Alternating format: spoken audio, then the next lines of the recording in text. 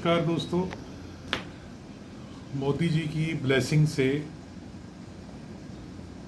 आज हम अग्निवीर, जो कि इंडियन एयर फोर्स में बहुत सारे बच्चे हैं जो इंडियन एयर फोर्स में ज्वाइन करना चाहते हैं, तो Agniveer Indian air force, army हो गई, थल सेना हो गई और नेवी हो गई, तीनों के लिए उन्होंने ऐड निकाली है।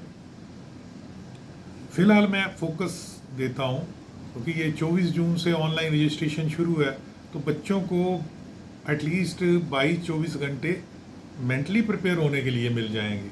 तो ये अवेयरनेस वीडियो है कि बच्चों को ये पता लगे कि इंडियन एयर फोर्स में कैसे जाया जा सकता है।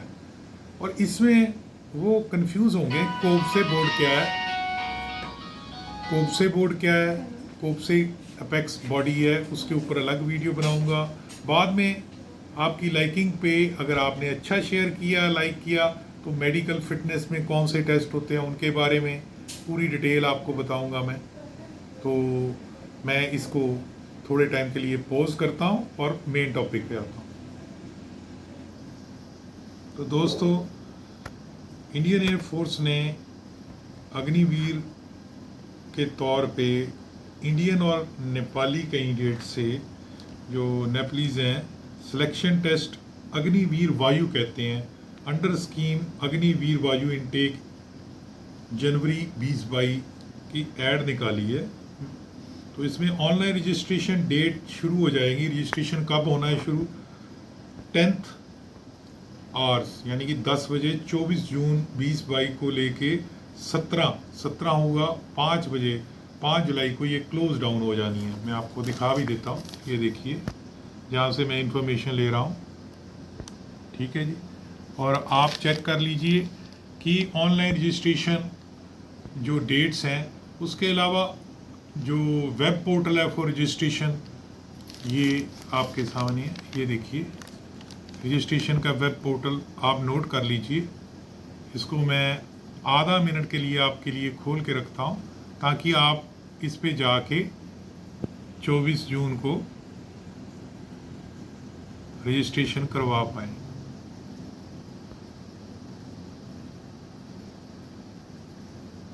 अब दोस्तों, ये वाला पोर्टल जो है, ये 24 जून को रजिस्ट्रेशन करनी शुरू कर देगा आपकी ऑनलाइन। जो मैं संक्षेप में इसकी जानकारी दूंगा कि जो बच्चे 29 दिसंबर 99 और 29 जून 2005 बोर्ड डेज इंक्लूसिव के बीच जिनका जन्म हुआ है, वो इस बार अप्लाई कर सकते हैं, क्योंकि कोविड की वजह से रिलैक्सेशन दी हुई है। एजुकेशन क्वालिफिकेशन क्या होनी चाहिए?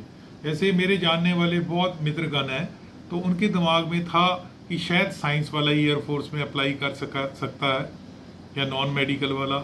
मैंने बड़े करीबी फोकस नज़र से देखा, आपके सामने पेश करता हूँ। 1 2 3 4 5 एलिजिबिलिटीज़ हैं यहाँ पे, ये देखिए।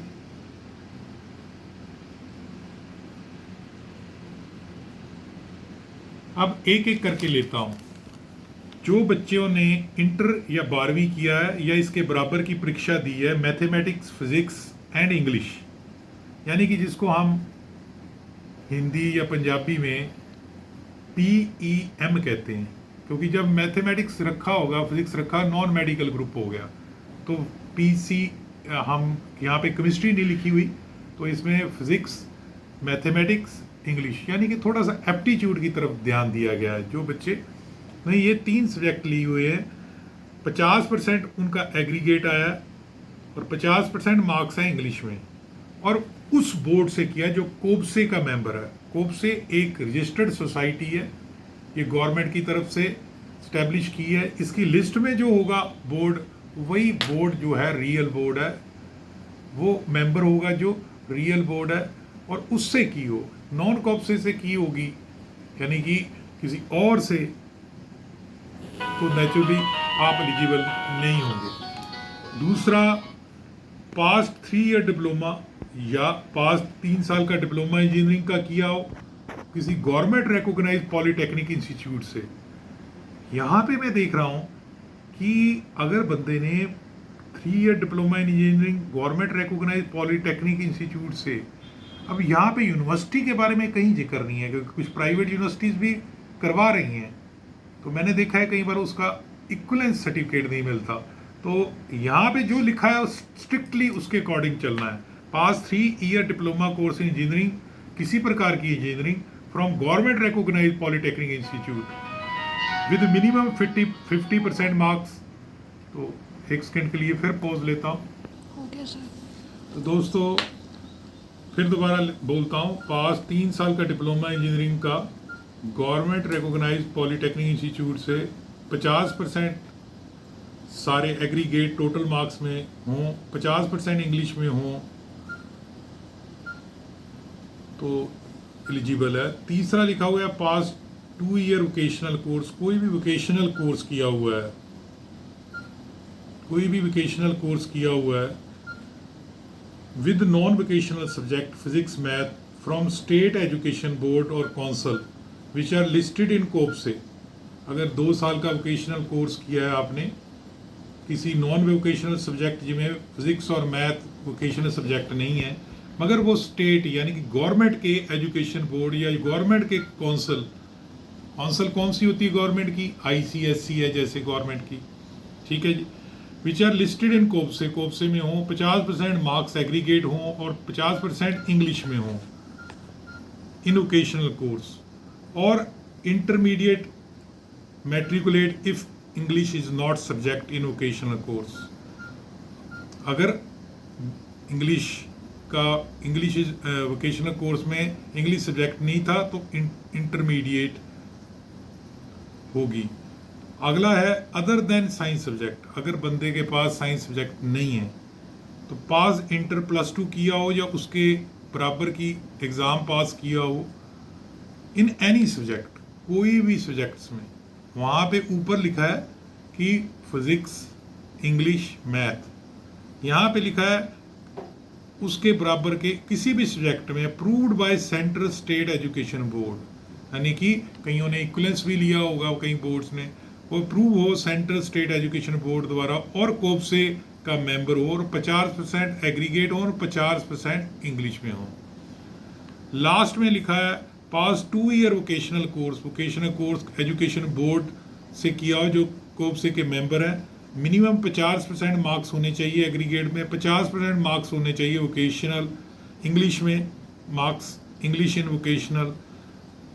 तो दोस्तों रजिस्ट्रेशन और एग्जामिनेशन फीस लिखी हुई है 250 रुपये, और ये लिखा है कि for detail information on entry level qualification, job specification, medical standard क्या है, हम मेडिकल स्टैंडर्ड के ऊपर भी एक वीडियो बनाएंगे, टर्म्स एंड कंडीशन क्या है, instruction for filling up online application registration की क्या है।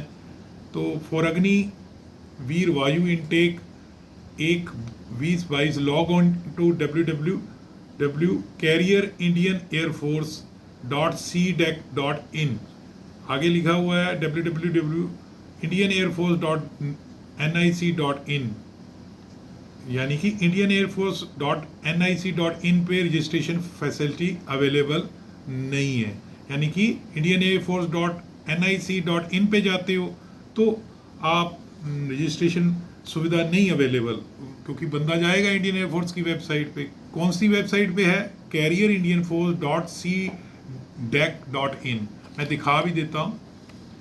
तो ये 24 जून को पोर्टल खुल जाएगा, मैं इसको फोकस करता हूँ ताकि आप डायरेक्ट इस पे जा सकें। ये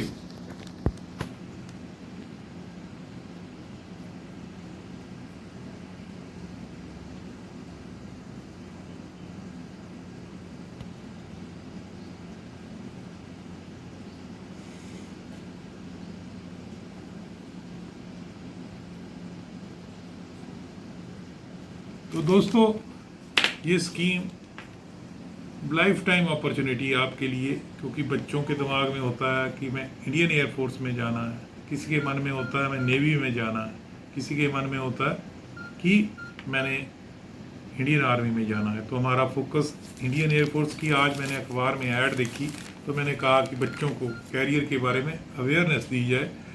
हम कमेंट नीचे खोल रहे हैं ताकि अगर श्रोतागण चाहें तो हमें बताएं, अगर उनको वीडियो अच्छी लगी, शेयर किया उन्होंने ग्रुप्स में, अगर वो चाहेंगे तो हम इसके आगे मेडिकल स्टैंडर्ड क्या है, जैसे कई जगह पे मैंने देखा लिखा है कि टैटू नहीं होना चाहिए परमानेंट, कुछ चीज़ें बहुत अच्छी बताई हुई हैं, कौन कौन से टेस्ट होंगे, आई विज़न कितना होना चाहिए, दांत के कितने डेंटल पॉइंट कितने, वहाँ 14 लिखे हुए हैं, वो 14 डेंटल पॉइंट क्या होता है, ये सारी ब्रीफ की जानकारी आपको 24 जून से पहले दे सकते हैं। मगर ये डिपेंड करता है कि हमारे श्रोतागण, क्योंकि इस तरह की वीडियो मैंने नहीं पहले बनाई, अवेयरनेस दी है एजुकेशनल आरटीआई के थ्रू, मगर किसी रिक्रूटमेंट वैकेंसी के बारे में बताना ताकि बच्चों में उत्सुकता है, क्योंकि उससे और लोग भी हमारे साथ जुड़ेंगे, तो यूथ जुड़ेगा। तो अच्छा लगा तो लाइक करना, सब्सक्राइब करना और शेयर करना हमारा channel Baba Deep Singh institute channel. धन्यवाद दोस्तों।